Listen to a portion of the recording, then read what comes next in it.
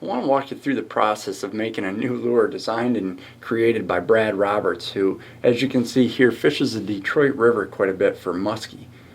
He uses a ton of different artificial lures for vertical jigging in the river in depths anywhere from 15 to 35 feet and a lot of current. They oftentimes use like a Bondi style bait, and he had an idea for making a different type of lure based off of a gizzard shad that he found floating in the river. So let me walk you through the process of taking a real fish, making a mold of it, testing it out to make sure it's what you want, and then go ahead and making a production type mold where you can actually make lots and lots of lures.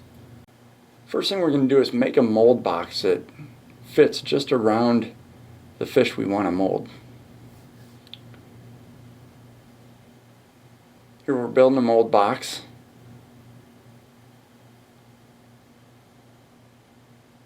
We're mounting the fish vertically so we can do a one-piece mold. The problem with the fish is it's really flimsy. So what we want to do is mount them vertically, but then we want to freeze them in the exact shape that we want to make the mold in.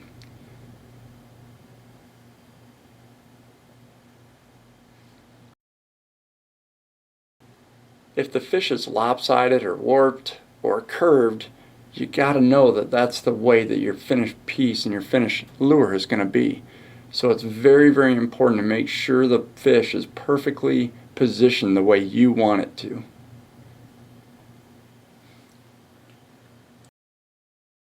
Once we've frozen the fish in the exact position that we want, we assemble the mold box around it and seal it really well. We don't want any of the silicone to leak out. Because we don't have the luxury to make a two-piece mold where we clay up the original because the original is so soft and we need to freeze it, we're going to make a one-piece mold. We're going to use a high-strength 2 silicone rubber, and we're going to make a perfect mold where we encapsulate the entire fish. Then we'll cut it out, pour a prototype, and see what it looks like. Here we're degassing the silicone. This isn't required, but it certainly helps. If you have the ability to do it, it's a big benefit. The concept is to put negative air pressure onto the mixed silicone, which expands the bubbles that you mixed in. When the bubbles expand, they'll float to the top, expanding the silicone, pop, and evacuate. It's very important to allow the material to collapse under its own weight under full vacuum. If you have to continue to burp the silicone to make sure it doesn't flow over the top of the container, you have not removed all of the air that you mixed in. Once it's collapsed under its own weight, under full vacuum, let it sit in the vacuum chamber for another 20 to 30 seconds. Then you're ready to remove the mixed silicone from the vacuum chamber, pour it into your mold box, and allow it to cure.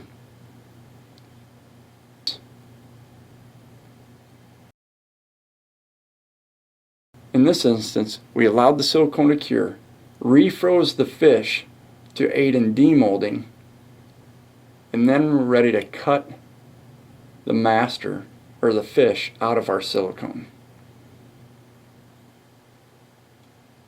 Refreezing the fish keeps it a little bit cleaner and a little less messy.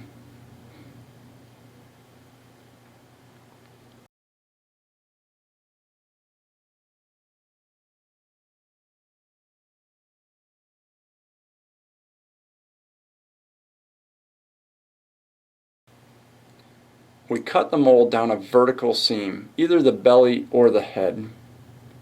Then we simply remove the gizzard shad, in this case, out of the mold and clean the mold very well.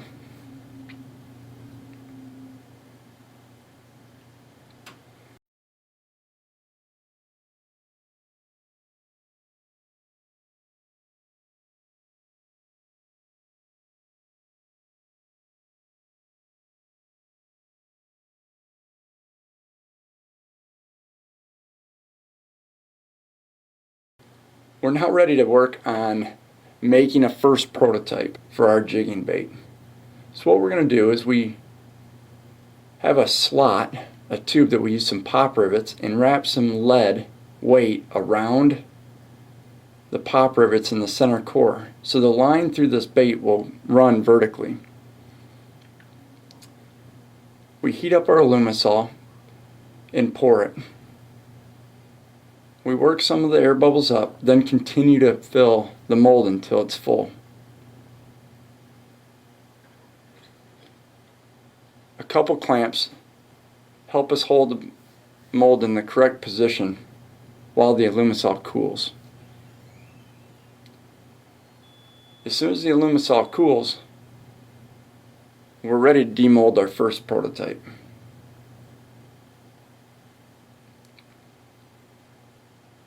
Mixing a little Alumidust, we're going to make it a Gizzard Shad color.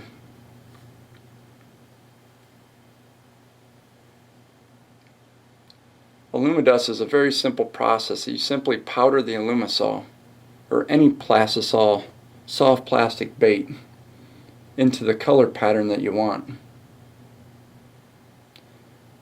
Then with either a handheld torch or a heat gun, lock the color in by waving the heat over the soft plastic. This will fuse the color into the bait.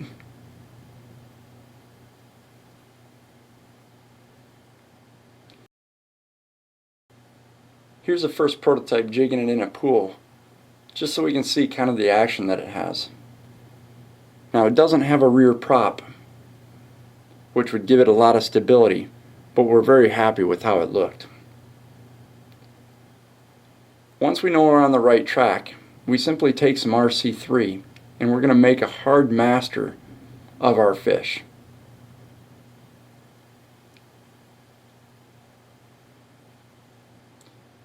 So this time, instead of pouring Alumisol, we're going to pour RC3, fill the mold up completely, and let it harden.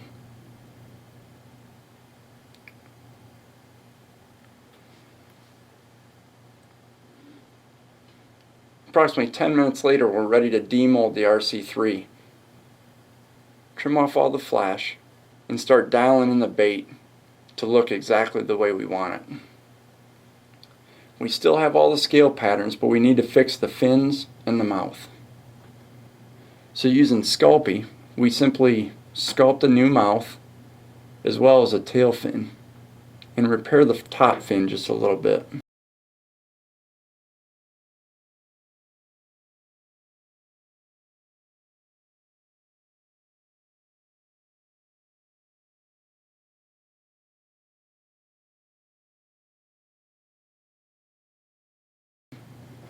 Now we're ready to make a two-piece mold that we can use for production.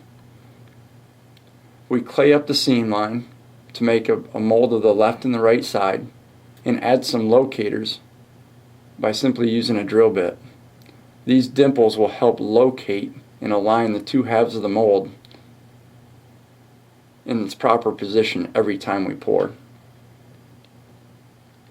Because we're making a two-piece mold, we want to use a little stiffer rubber that'll have better dimensional stability. And there's not a lot of undercuts, so the Quickset is a perfect silicone for this application. Mix up the Quickset silicone in a 10:1 by weight ratio and pour it slowly over the master.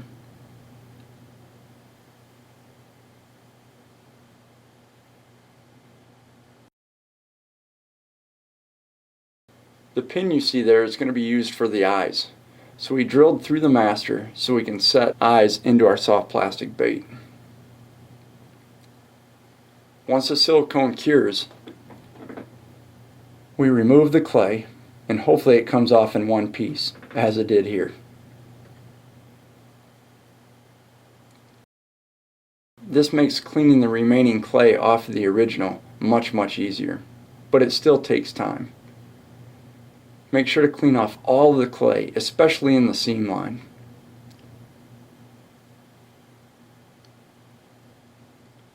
Once you've cleaned the clay off the original, it's very important to use mold release. Silicone will bond extremely well to another silicone.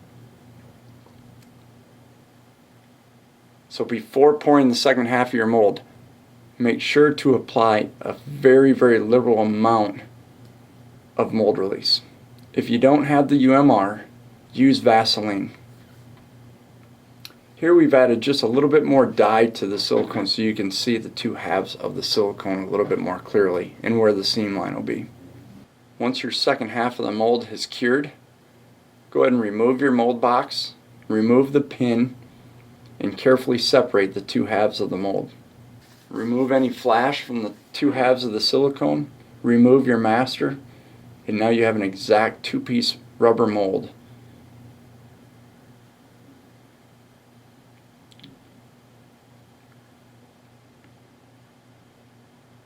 We're now ready to start making production baits.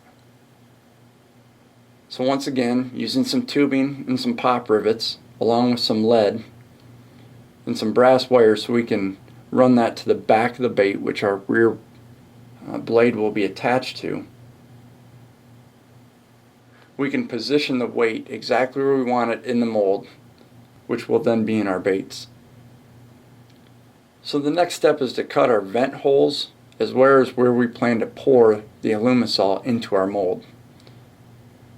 So the two highest points are the two top fins.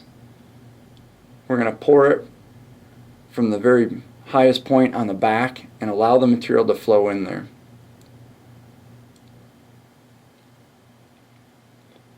Using a couple boards, we'll clamp the mold shut, heat up our Alumisol, and once again pour it into our mold. We tilt the mold slightly to allow it to flow back into the thinner tail section and come out the vent, and fill the mold up completely. The Alumisol is going to shrink as it cools. Here you can see the Alumisol that was cooling shrank. So once again we top it off until it's completely filled. A part this size will take 15 to 20 minutes to cool down before demolding. And once it's cooled, we're ready to remove it from our mold.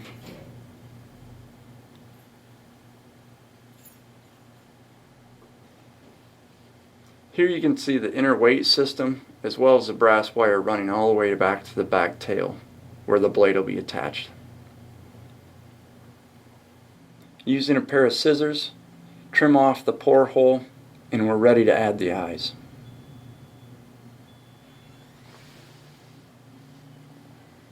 Using a little tubing and the large diameter eyes painted red on the back of them, we simply super glue them into our bait. With the scale pattern still intact, we're ready to add our blade and start decorating our bait with a dry erase marker and Alumidust.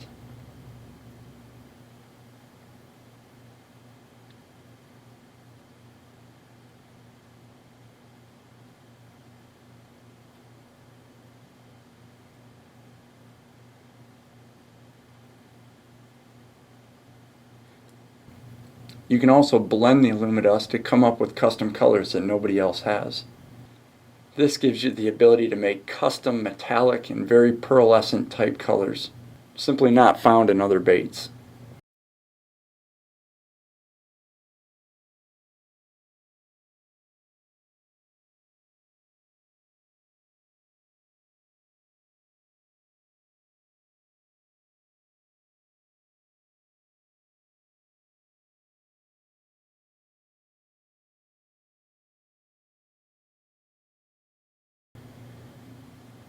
Once you've settled on your color pattern, once again, use heat and lock in the Alumidust into the surface of the soft bait.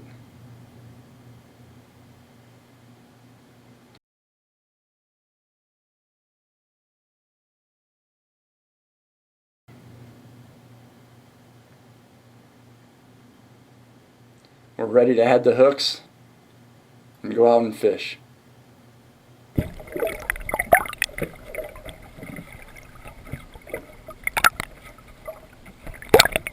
This was another one of our original baits that was water tested and then fished with.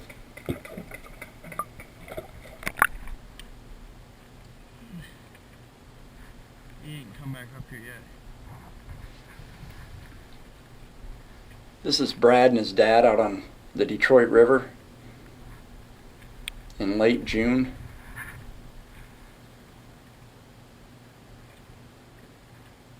Enjoying a morning of muskie fishing.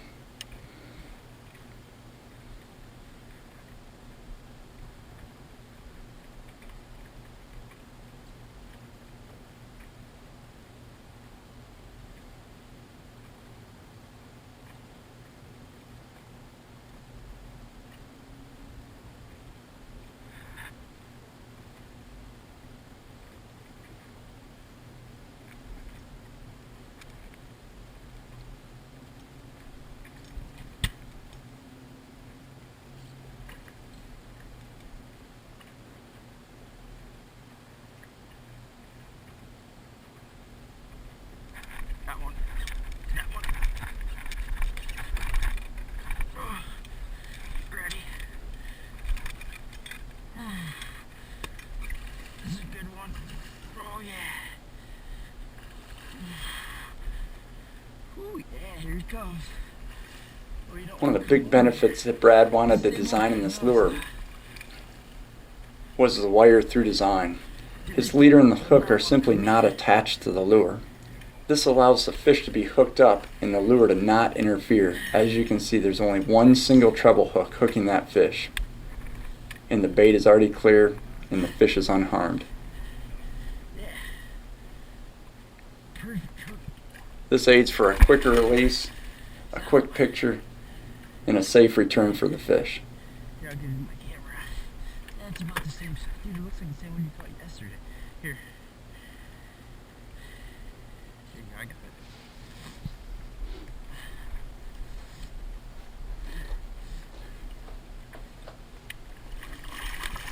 Oh, don't be splashing me, buddy. Okay. Still a little lively. Alright, hurry up.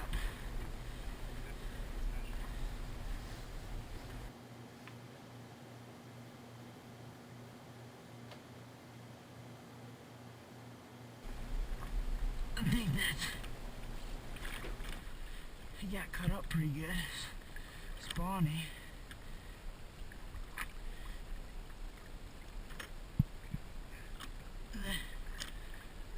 Alright.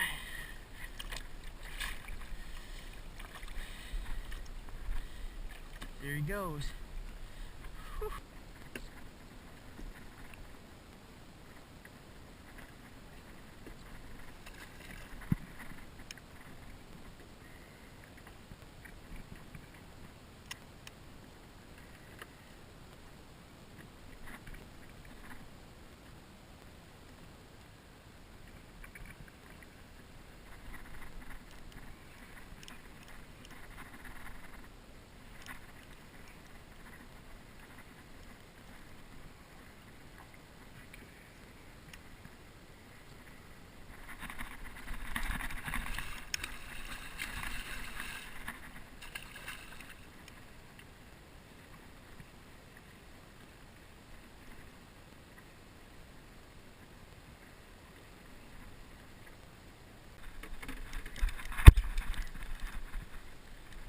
There's a camera.